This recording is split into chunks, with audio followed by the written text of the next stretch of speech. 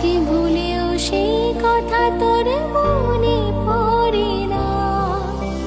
বাসলে ভালো কেউ কি এমন পাষাণ হয়ে যায়, যে নিজের সুখে মনের মানুষটাকে মেরে যায়।